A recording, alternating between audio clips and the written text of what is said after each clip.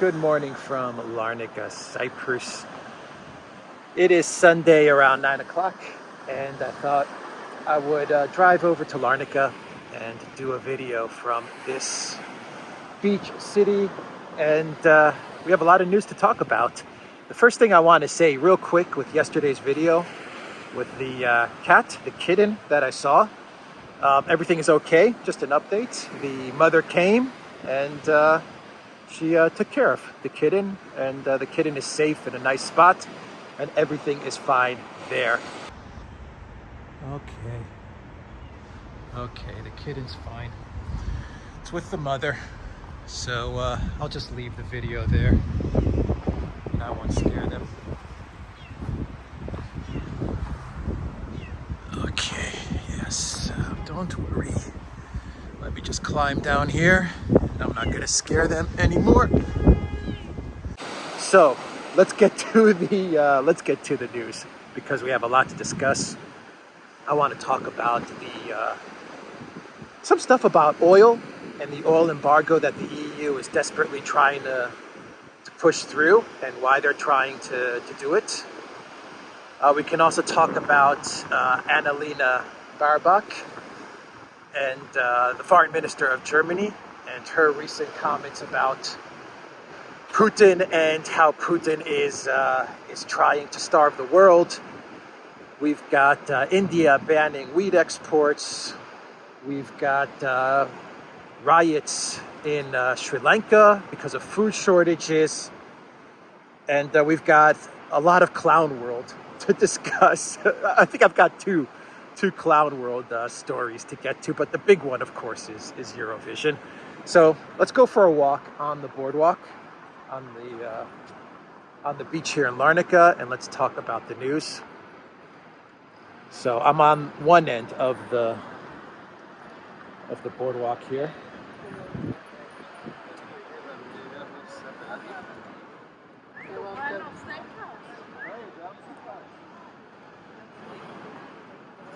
Mariupol, save Mariupol. Was from a gift of the city of Odessa. The anchor says, "I love Odessa."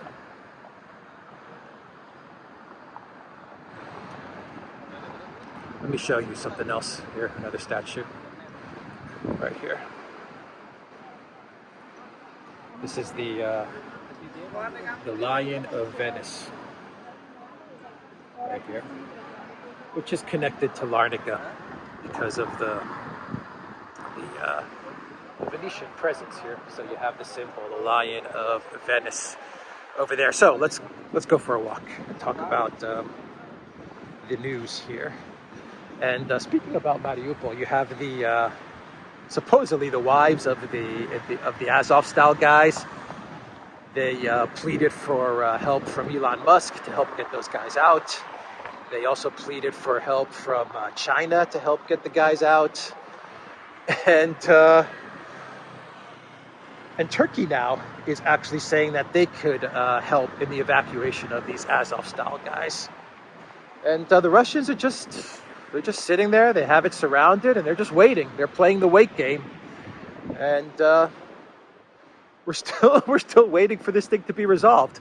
No doubt that there's got to be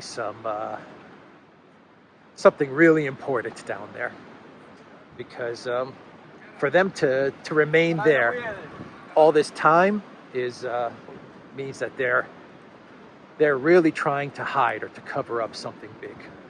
We'll see what'll happen.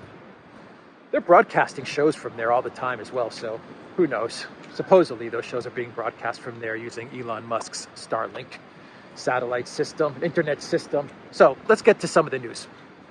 And we have a bunch of articles which are now coming out, which are explaining why the EU is so obsessed with getting an embargo on Russian oil.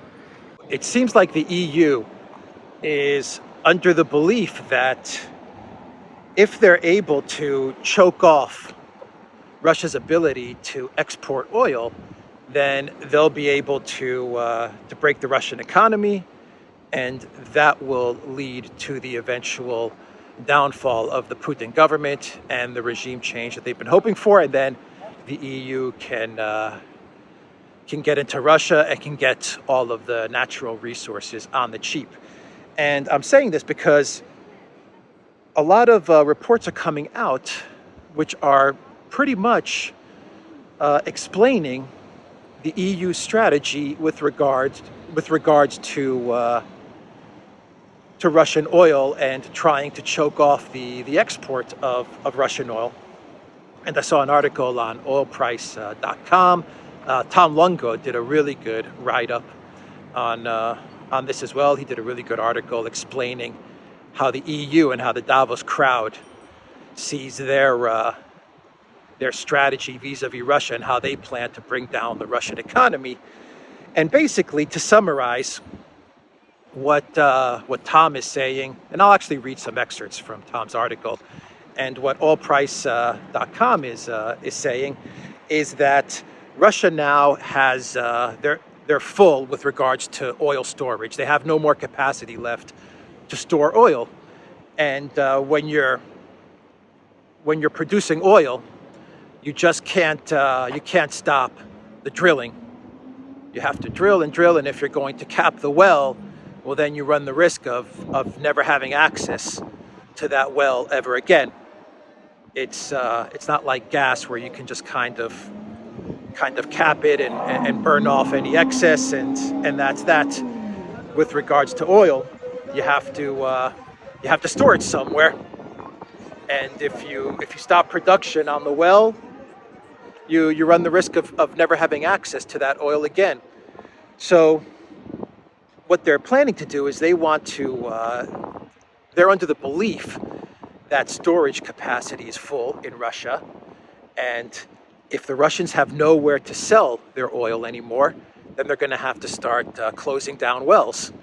And as they start closing down wells, it's going to be very, very difficult for them to ramp up production in the future to reopen those wells. And so they believe that they'll be able then to destroy the entire Russian economy. And let me just get to Tom's article. I'll sit down here and I'll read you how Tom explains it, because he does a much better job than I could ever do. And I'll read you some of another expert in the oil industry and how he saw the EU's strategy to strangle Russia and to choke off their oil exports as just simply not working. And this explains why the EU is so desperate to get India to sanction Russia and to stop buying Russian oil, because they believe that it's India and China where Russia's going to look towards in order to sell their oil. Now that the EU is going to place an embargo on the oil, so they believe if they can get at least India to stop buying Russian oil, then they'll achieve their goal. So let me pull up Tom Lungo's article here. 1 second. So Tom's article has the title, "The Real Reason Behind the EU's Drive to Embargo Russian Oil."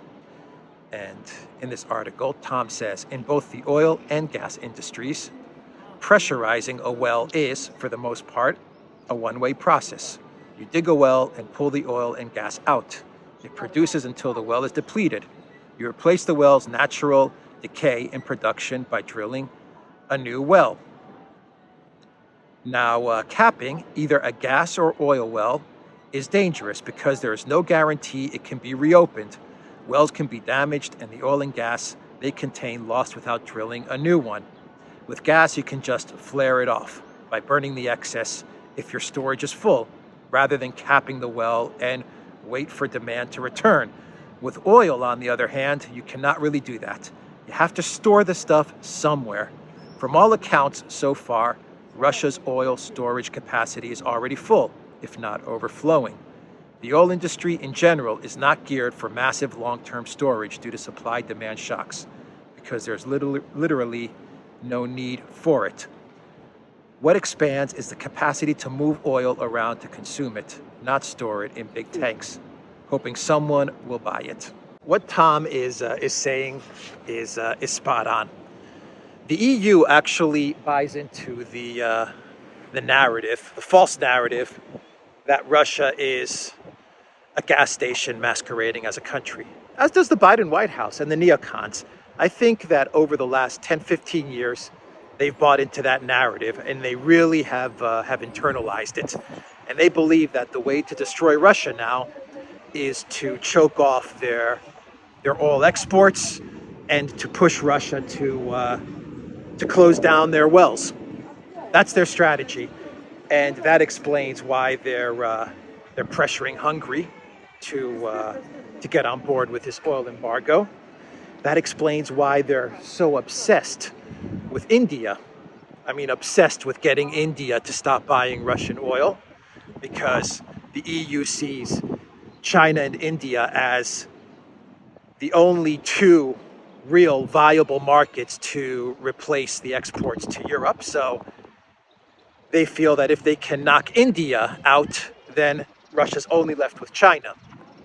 And it also explains why the EU was so crazy about getting tankers to stop delivering that oil.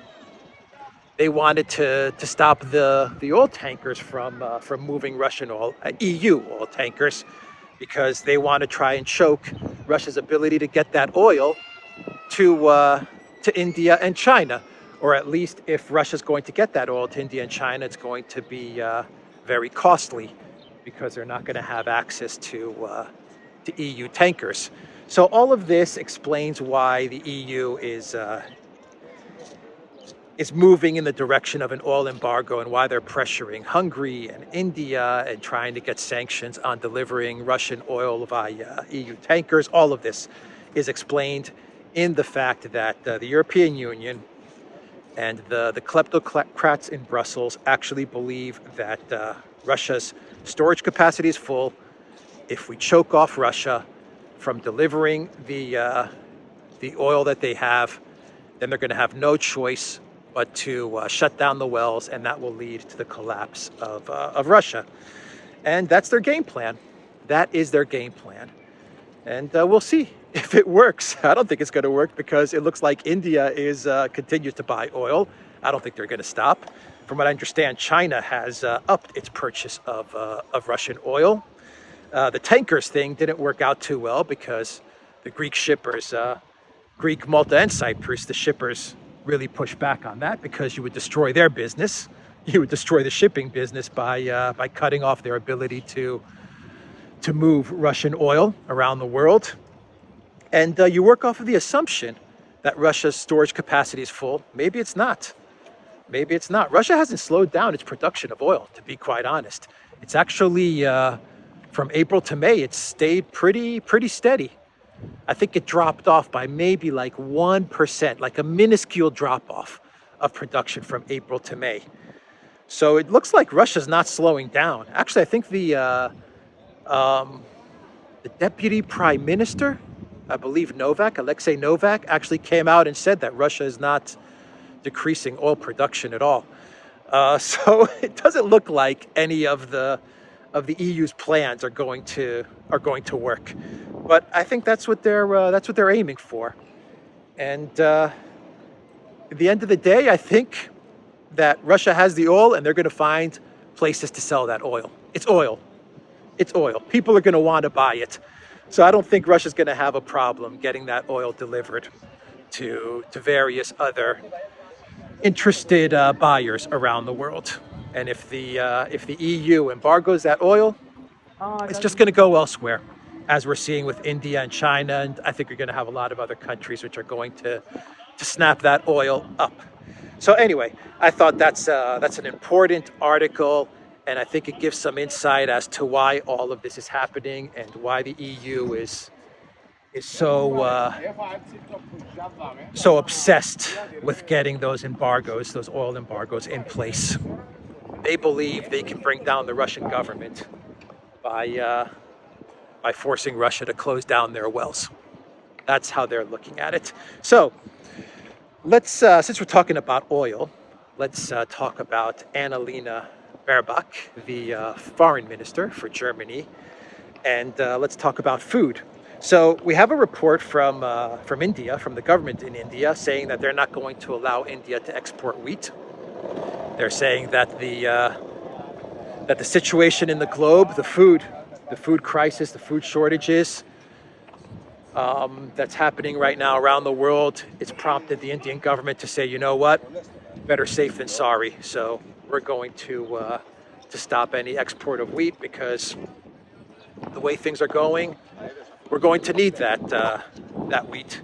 You have in Sri Lanka, you actually have riots because of the food shortages, and people on the streets in Sri Lanka, they're saying that they can't deal with the inflation, they can't deal with the food shortages, and they want the government out.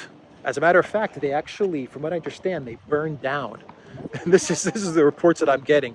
They burned down the homes of like 30 politicians in Sri Lanka, something like that. 27, 30 politicians' homes were actually burned down because the people are just not having any of this inflation, food shortages stuff. They're just not having any part of it. And you have Annalena Baerbock coming out and saying that there's going to be hunger in Europe and hunger in Germany, and she is blaming who else but Putin. So she's sounding the alarms, and she's saying that Putin is waging a food war against the people of Europe. And the Greens are crazy. The Green Party, when did the Green Party become the party of globalists and warmongers? When did that happen? So let me pull up what Annalena Baerbock said. And she's really going hard on the destroy Russia sanctions line.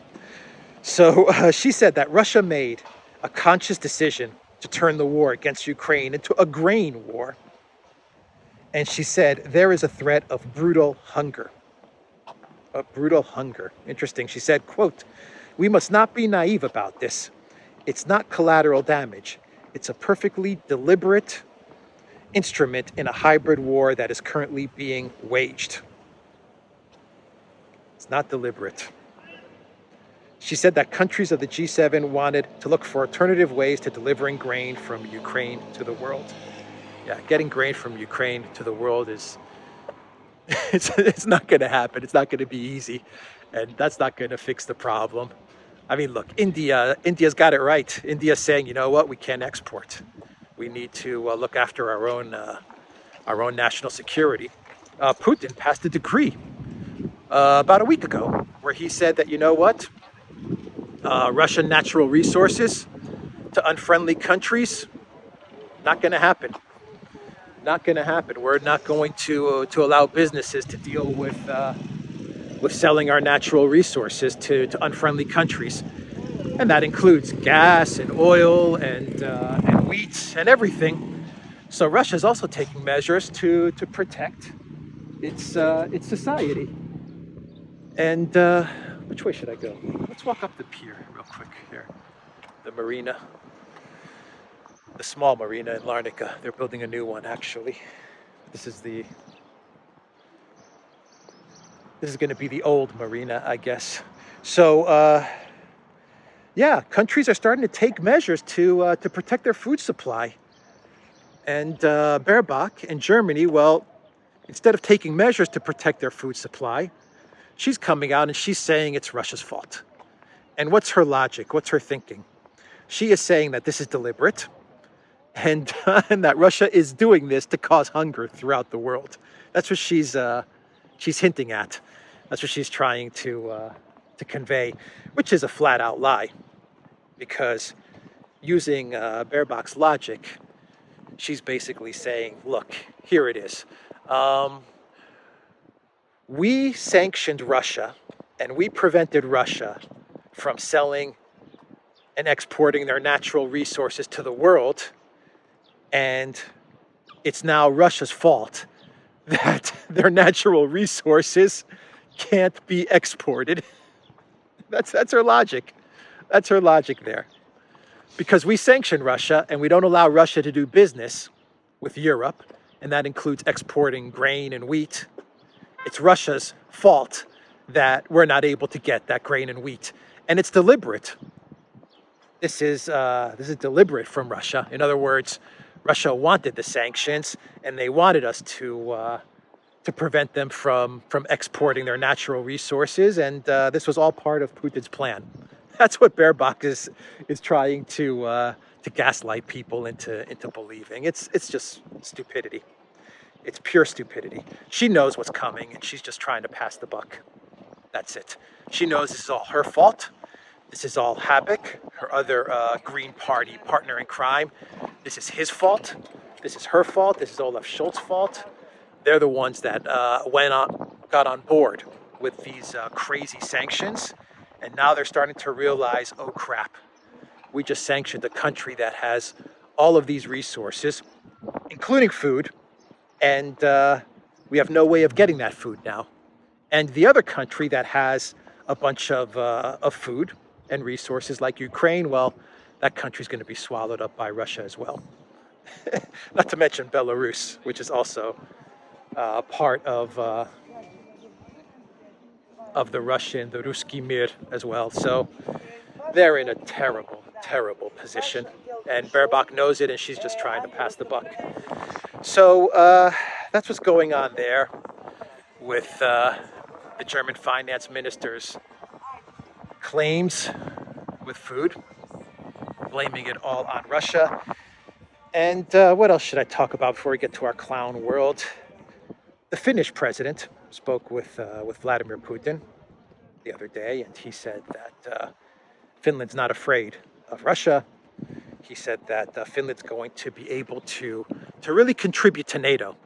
He said Finland's going to really be able to make a difference with regards to NATO, and he said that Finland has national interests, and those national interests, they should be respected. Every country has national interests, except for Russia. Russia doesn't get national interests. They don't get security interests. They don't have national interests. They're not afforded that. Every other country, absolutely, they can pursue their interests, but Russia can't. And so, I agree. Countries have national interests. Obviously, sovereign countries have a right to pursue policies that are in their best interest. But countries also should be aware of geography and of how their interests could affect their neighbors around them. I mean, realpolitik. This is the reality. Finland just needs to look at its border, see where Russia is, understand that Russia is a much more powerful, bigger country, and that up until today, they've had very calm and peaceful relations with Russia, no real issues on the border between Finland and Russia, and that now they're going to upend that because of national interest. It doesn't sound like Finland's pursuing their national interest there. It sounds like Finland's pursuing NATO's interests. Maybe they're pursuing the national interests of the EU kleptocrats. If the Finnish government was interested in its people, it would not pursue a policy that antagonizes its neighbor to the east. Its much larger, more powerful neighbor to the east. It seems like the Finnish government is much more concerned with pleasing its puppet masters in NATO and in the collective West, and that's a recipe for absolute disaster. This is not going to end well for Finland. Putin actually said, he told the Finnish president, he said, "Look, this is a mistake." He flat out said, actually, let me get you his quote, just so I don't misquote Putin here. What did he tell the Finnish president here? Let me pull it up. Here we go. So he told the Finnish president, he said that the move to abandon its traditional policy of military neutrality would be a mistake. Putin stressed that there were no threats to Finland's security. The move may have a negative impact on mutually beneficial relations between the two countries. It may have a negative impact. So that's the update on Finland and Sweden, which are going to join NATO next week. So that's it looks like it'll be a done deal. Of course, you have Erdogan and Turkey, and they're saying that they're not too positive on Finland and Sweden joining NATO. But Turkey has clarified its position. Actually, Turkey has said that it is not closing the door. And that's a quote. It is not closing the door to the countries, but concerns about terrorism must be addressed, Turkish presidential aide said. So it's just Erdogan basically saying, give me something in return. Give me something in return. Yeah, I'll vote for Finland and Sweden to join NATO, but I want something back. Yeah, Turkey's being smart. They're negotiating, and they're going to get something. Maybe they'll get something with regards to the PKK. Maybe Finland and Sweden are going to have to start banning any parties that are connected to the PKK. Maybe it's going to be something more along the lines of just cash. Who knows? Something like that. Erdogan's going to negotiate, and he's going to get what he asks, because the NATO and the EU and the Biden White House, they need this win because they're losing everywhere else. They're losing on the economic front. They're losing badly in the war. So they need this win. They need Finland and Sweden, and they need to spin this as a win. That is why they're going to give Erdogan anything he wants. And going back to negotiating, back to the oil instance with the EU trying to embargo Russian oil, Hungary, I think, is also going to get something in return for finally going along with this Russian oil embargo.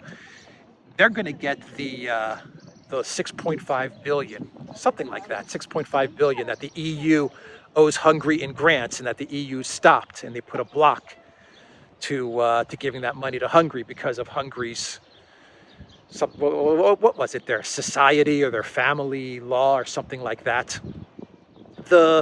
Pretty much the equivalent of Florida's don't say, well, wrongly named, don't say gay bill. It's not what it is, but just for reference, just in order for reference's sake, Hungary had a similar bill, like a family teaching bill where you couldn't talk about sex in the classroom, and the EU flipped and they blocked 6.5 billion to go to Hungary, and now I think Hungary's going to get that 6.5 billion back in return for going along with the oil embargo. All right, so let's get to two clown worlds. The first clown world's a quick one. It has to do with an Estonian shopper who was at a supermarket and on checkout saw that his or her bill had a 25 euro charge related to Ukraine, to supporting Ukraine. And the shopper flipped, rightly so. And I think it's an elderly man, from what I understand, like a pensioner. And he got his 25 euros refunded. But the supermarket chain, it's called Selver. They said that this was a mistake. And basically what it is, it's a 25 euro charity donation. And when the cashier was ringing up the products at checkout, they accidentally rung up the 25 euro Ukrainian donation charge. So anyway, just the fact that they have a 25 euro donation charge for supermarket shopping in Estonia is clown worldish enough. I mean, that's pretty clown world right there. 25 euros to donate to Ukraine as you're shopping for food in Estonia. All right. The next clown world's the big one. It has to do with Eurovision. So you have a big surprise. Ukraine won the Eurovision Song Contest, and this is not a surprise at all. Eurovision is a complete political competition. I mean, there's nothing musical about it anymore. It's like a clown show from start to end. The music doesn't matter. It's more about how ridiculous the actual performance can be. So people dress up in strange costumes, they do strange little dances, and usually it's the most crazy song and the most crazy performance that wins. And judges vote on it, and people vote on it in European countries. Like, they send SMSs or messages and they vote for their favorite song, and then someone is crowned as the Eurovision Song Contest winner. This year it was Ukraine. That was the country that won. And that's the best part about this. The best part about this clown world is the fact that Zelensky supposedly came out with some statements, or he spoke during the competition, or he came out with some statements. I don't even know. The whole thing's just so ridiculous. But Zelensky actually said that the next Eurovision is going to be in Mariupol. That's where the next Eurovision is going to be. Because what happens is that the country that wins the Eurovision Song Contest is the country that hosts the competition the next year. So because Ukraine won, big surprise, everyone knew Ukraine was going to win. Zelensky came out and he said that he's so proud about the Ukraine performance. I haven't heard the song. I don't know. I don't care. But he actually came out and said that next year's Eurovision Song Contest, which has to be hosted in Ukraine, is going to be hosted in the city of Mariupol. That is how crazy, that is how delusional Zelensky is. For Zelensky, this is actually right down his alley. This entertainment, song contest stuff. I mean, this is what he's good at. This is his wheelhouse. He's a clown puppet actor who wears high heels, and so Eurovision for him is, he's right at home with Eurovision. So I'm sure he feels comfortable in his in the Eurovision surroundings, and he came out with a ridiculous statement saying that next year's Eurovision Song Contest is going to be hosted in Mariupol. Just the fact that so many people in Europe actually gave their vote to Ukraine kind of says how propagandized people have become. Hell, why not just have the Eurovision Song Contest in Crimea, in Sevastopol? I've got a better idea. Why doesn't the Ukraine? Why don't they host the Olympics in Crimea? I mean, the whole thing is just, we don't even know if Ukraine's going to exist in 3 months. So it's really interesting that Eurovision gave the win to Ukraine when Ukraine may not even be around the next year to host a Eurovision Song Contest. But the whole thing's political, and they wanted to make their political statement, and they did. And so that is the clown world, everybody. I'm going to leave the video there, theduran.locals.com. Check out Alexander's channel. Check out the Duran's channel, coming to you from Larnaca, Cyprus. Take care.